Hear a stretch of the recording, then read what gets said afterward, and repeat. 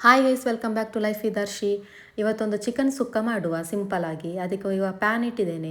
ಇವಾಗ ಸ್ವಲ್ಪ ಇದೆಲ್ಲ ಡ್ರೈ ರೋಸ್ಟ್ ಮಾಡಬೇಕು. ಅದಕ್ಕೆ ಇವಾಗ ಬ್ಯಾಡಗಿ ಮೆಣಸು ಹಾಕಿದ್ದೇನೆ, ಮತ್ತು ಒಂದೂವರೆ ಸ್ಪೂನಷ್ಟು ಕೊತ್ತಂಬರಿ ಬೀಜ ಹಾಕಿದ್ದೇನೆ, ಮತ್ತು ಸ್ವಲ್ಪ ಗರಂ ಮಸಾಲ, ಒಂದು ಪಲಾವ್ ಎಲೆ, ಸ್ವಲ್ಪ ಸೋಂಪು, ಮತ್ತು ಲವಂಗ, ಮತ್ತು ಒಂದು ತುಂಡು ಕೆತ್ತೆ, ಮತ್ತು ಡ್ರೈ ರೋಸ್ಟ್ ಆಲ್ರೆಡಿ ಮಾಡಿಟ್ಟಿದ್ದೇನೆ. ಇದರಲ್ಲಿ ಸಾಸಿವೆ, ಜೀರಿಗೆ, ಬೆಳ್ಳುಳ್ಳಿ, ಕಾಳು ಮೆಣಸು ಅಷ್ಟಾಕಿ ರೋಸ್ಟ್ ಮಾಡಿ ಇಟ್ಟದ್ದು. ಅದನ್ನು ಇವಾಗ ರೋಸ್ಟ್ ಮಾಡೋದಿಲ್ಲ, ಇವಾಗ ಇಷ್ಟನ್ನು ರೋಸ್ಟ್ ಮಾಡ್ತೇನೆ. ಅದು ಆಲ್ರೆಡಿ ರೋಸ್ಟ್ ಮಾಡಿದ್ದು. ಇವಾಗ ರೋಸ್ಟ್ ಆಯಿತು. ಇದನ್ನು ಇವಾಗ ಒಂದು ಪಾತ್ರೆಗೆ ಇಡುವ. ಪೇಸ್ಟ್ ಮಾಡಬೇಕಾದ್ರೆ ತಣ್ಣಗಾಗಬೇಕಲ್ಲ.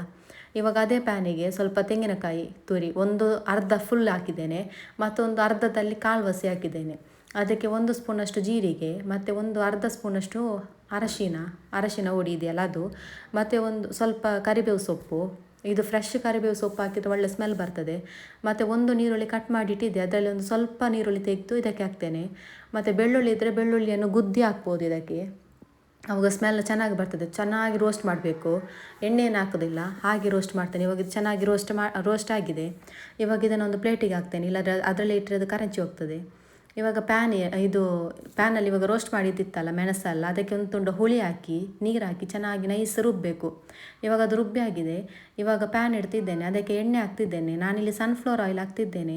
ನೀವು ಇದಕ್ಕೆ ತೆಂಗಿನ ಎಣ್ಣೆ ಕೂಡ ಹಾಕ್ಬೋದು. ತೆಂಗಿನ ಎಣ್ಣೆ ಹಾಕಿದರೆ ಒಳ್ಳೆ ಸ್ಮೆಲ್ ಬರ್ತದೆ. ಇವಾಗ ಎಣ್ಣೆ ಸ್ವಲ್ಪ ಬಿಸಿ ಆದಮೇಲೆ ಕರಿಬೇವಿನ ಸೊಪ್ಪು ಹಾಕ್ತೇನೆ.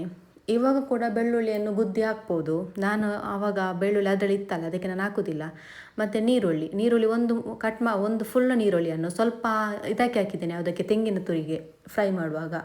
ಇವಾಗ ಅದರಲ್ಲಿ ಉಳಿದದನ್ನು ಇದಕ್ಕೆ ಹಾಕ್ತಿದ್ದೇನೆ ಪದಾರ್ಥ ಮಾಡುವಾಗ ಒಗ್ಗರಣೆಗೆ. ಇವಾಗ ಇದು ಚೆನ್ನಾಗಿ ಒಂಥರ ಗೋಲ್ಡನ್ ಕಲರ್ ಬರೋ ತನಕ ರೋಸ್ಟ್ ಮಾಡಬೇಕು. ಇದು ಚೆನ್ನಾಗಿ ರೋಸ್ಟ್ ಮಾಡುವಾಗ ಶುಂಠಿ ಬೆಳ್ಳುಳ್ಳಿ ಪೇಸ್ಟ್ ಹಾಕ್ತೇನೆ, ಒಂದೂವರೆ ಸ್ಪೂನಷ್ಟು ಶುಂಠಿ ಬೆಳ್ಳುಳ್ಳಿ ಪೇಸ್ಟ್ ಹಾಕಿ ಮನೆಯಲ್ಲೇ ಮಾಡಿರೋದು ಹಾಕಿದರೆ ತುಂಬ ಸ್ಮೆಲ್ ಚೆನ್ನಾಗಿರ್ತದೆ.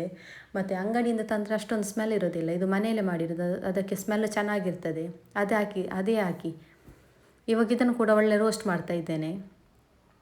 ಇದರದ್ದು ಹಸಿ ಸ್ಮೆಲ್ಲೆಲ್ಲ ಹೋಗಬೇಕು, ಅಷ್ಟು ಚೆನ್ನಾಗಿ ರೋಸ್ಟ್ ಮಾಡಬೇಕು. ಇದು ಚೆನ್ನಾಗಿ ರೋಸ್ಟ್ ಆದಮೇಲೆ ಇದಕ್ಕೆ ಒಂದು ಟೊಮೆಟೊ ಹಾಕ್ತೇನೆ, ಒಂದು ಮೀಡಿಯಮ್ ಸೈಜದು ಟೊಮೆಟೊ, ಅದು ಕೂಡ ಹಾಕಿ ಚೆನ್ನಾಗಿ ರೋಸ್ಟ್ ಮಾಡ್ತೇನೆ. ಸ್ವಲ್ಪ ಸಾಫ್ಟ್ ಆದರೆ ಸಾಕು. ಯಾರೆಲ್ಲ ನನ್ನ ಚಾನಲ್ ಫಾಲೋ ಮಾಡಲಿಲ್ಲ, ಪ್ಲೀಸ್ ಸಬ್ಸ್ಕ್ರೈಬ್ ಮಾಡಿ, ಶೇರ್ ಮಾಡಿ, ಲೈಕ್ ಮಾಡಿ. ಇವಾಗ ಇದಕ್ಕೆ ತೊಳೆದಿಟ್ಟಿರುವ ಚಿಕನ್ ಹಾಕ್ತಿದ್ದೇನೆ.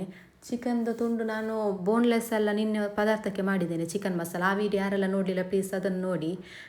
ಇವಾಗ ಬೋನ್ ಪೀಸಸ್ ಎಲ್ಲ ಇದಕ್ಕೆ ಹಾಕ್ತಿದ್ದೇನೆ ನಾನು, ಚಿಕನ್ ಸುಕ್ಕಕ್ಕೆ. ಇವಾಗ ಇದನ್ನು ಚೆನ್ನಾಗಿ ಮಿಕ್ಸ್ ಮಾಡಬೇಕು. ಆ ನೀರುಳ್ಳಿ ಅದೆಲ್ಲ ಇದಿತ್ತಲ್ಲ, ಅದೆಲ್ಲ ಚೆನ್ನಾಗಿ ಮಿಕ್ಸ್ ಆಗಬೇಕು. ಅಷ್ಟು ತನಕ ಮಿಕ್ಸ್ ಮಾಡಿ, ಮತ್ತು ಇದಕ್ಕೆ ಸ್ವಲ್ಪ ಅರಶಿನ ಹುಡಿ ಹಾಕ್ತೇನೆ ಚಿಕನ್ ಬೇಯುವಾಗ. ಮತ್ತು ರುಚಿಗೆ ತಕ್ಕಷ್ಟು ಉಪ್ಪು ಕೂಡ ಹಾಕ್ತಿದ್ದೇನೆ. ಮತ್ತೆ ಕೂಡ ಹಾಕ್ಬೋದು. ಇವಾಗ ಇದನ್ನು ಚೆನ್ನಾಗಿ ಮಿಕ್ಸ್ ಮಾಡಿ ಇದನ್ನು ಬೇಯಲಿಕ್ಕೆ ಇಡಬೇಕು ಸ್ವಲ್ಪ ಹೊತ್ತು. ನೀರೇನು ಹಾಕಬಾರ್ದು, ಇದು ಚಿಕನದ್ದೇ ನೀರು ಬರ್ತದೆ. ಇವಾಗ ಇದನ್ನು ಚೆನ್ನಾಗಿ ಮಿಕ್ಸ್ ಮಾಡಿ ಮುಚ್ಚಿಡಬೇಕು. ಸ್ವಲ್ಪ ಹೊತ್ತು ಬೇಯಿಸಿದರೆ ಆಯಿತು ಮುಚ್ಚಿಟ್ಟು, ಅದರದ ನೀರೇ ಹೊರಗೆ ಬಂದಿರ್ತದೆ. ಒಂದು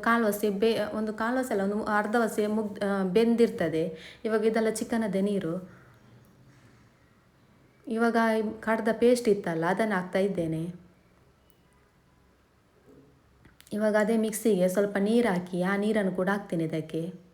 ಇವಾಗ ತೆಂಗಿನಕಾಯಿ ಅಲ್ಲಿತ್ತಲ್ಲ, ಆ ತೆಂಗಿನಕಾಯಿಯನ್ನು ಒಂದು ಸಲ ಇದೇ ಮಿಕ್ಸಿಗೆ ಹಾಕಿ ಜಸ್ಟ್ ಒಂದು ಸಲ ಹೀಗೆ ರುಬ್ಬಿದರೆ ಆಗ್ತದೆ. ನಾನೇನಂದರೆ ನಮ್ಮದು ತೆಂಗಿನಕಾಯಿ ತುರಿಯುವಾಗ ಚಿಕ್ಕದಾಗಿ ತುರಿ ಬೀಳ್ತದೆ, ಆದ ಕಾರಣ ನಾನು ಮಿಕ್ಸಿಗೆ ಹಾಕೋದಿಲ್ಲ.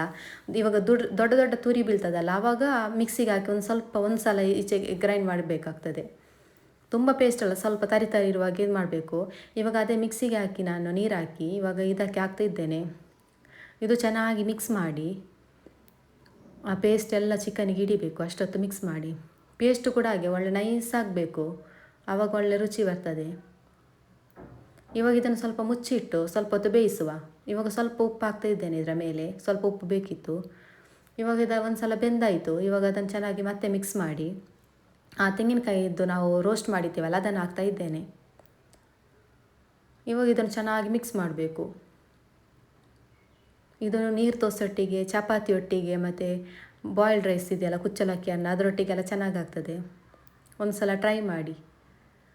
ಇವಾಗ ಇದು ಚೆನ್ನಾಗಿ ಮಿಕ್ಸ್ ಮಾಡಿ ಆದಮೇಲೆ ಜಾಸ್ತಿ ಬೇಯಿಸ್ಬೇಕು ಅಂತಿಲ್ಲ, ಅಂದರೆ ಕೊಕೊನಟ್ ಚೆನ್ನಾಗಿ ನಾವು ರೋಸ್ಟ್ ಮಾಡಿದ್ದೇವಲ್ಲ, ಸ್ವಲ್ಪ ಹೊತ್ತು ರೋಸ್ಟ್ ಮಾಡಿ ಬೇಯಿಸಿದರೆ ಸಾಕು. ಇವಾಗ ಇದರ ಮೇಲೆ ಸ್ವಲ್ಪ ಕೊತ್ತಂಬರಿ ಸೊಪ್ಪು ಕಟ್ ಮಾಡಿ ಹಾಕಿದರೆ ಆಯಿತು. ಇವಾಗ ಚಿಕನ್ ಸುಕ್ಕ ರೆಡಿಯಾಗಿದೆ. ಸಿಂಪಲ್ ರೆಸಿಪಿ ಅಲ್ವಾ, ಒಂದು ಸಲ ಟ್ರೈ ಮಾಡಿ ಹೇಳಿ. ನಮ್ಮೂರಲ್ಲಿ ಇದೆಲ್ಲ ಯಾವಾಗಲೂ ಮಾಡ್ತಾ ಇರ್ತೇವೆ, ಸಂಡೇ ಎಲ್ಲ ಮಾಡ್ತಾ ಇರ್ತೇವೆ.